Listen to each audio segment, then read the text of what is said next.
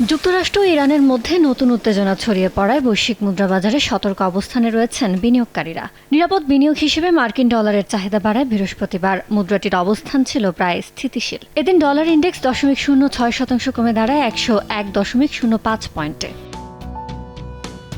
প্রায় 4 দশকের সর্বনিম্ন অবস্থানের কাছাকাছি ঠেকেছে জাপানি ইয়েনের মান।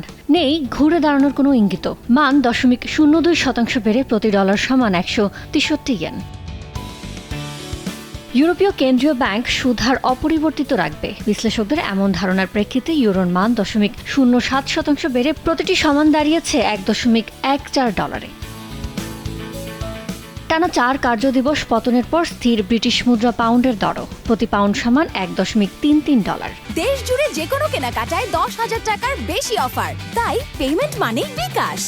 আন্তর্জাতিক বাজারে জ্বালানি তেলের দাম বাড়ায় নিম্নমুখী প্রবণতা কাটিয়ে ডলারের বিপরীতে শক্তিশালী হচ্ছে কানাডিয়ান ডলার। প্রতি ডলার সমান 1.40 কানাডিয়ান ডলার।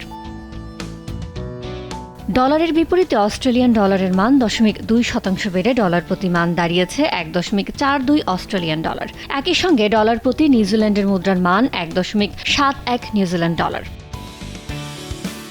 যুক্তরাষ্ট্র ইরানের মধ্যে ক্রমবর্ধমান উত্তেজনায় জ্বালানি তেলের দাম ঊর্ধ্বমুখী থাকায় বিশ্বের তৃতীয় বড় অপরিশোধিত তেল আমদানিকারক ভারতের মুদ্রার মান অব্যাহতভাবে চাপের মুখে। প্রতি ডলারের বিপরীতে মান 96.46 রুপিতে নেমেছে। ইয়ানুর শিফাত, সময় সংবাদ।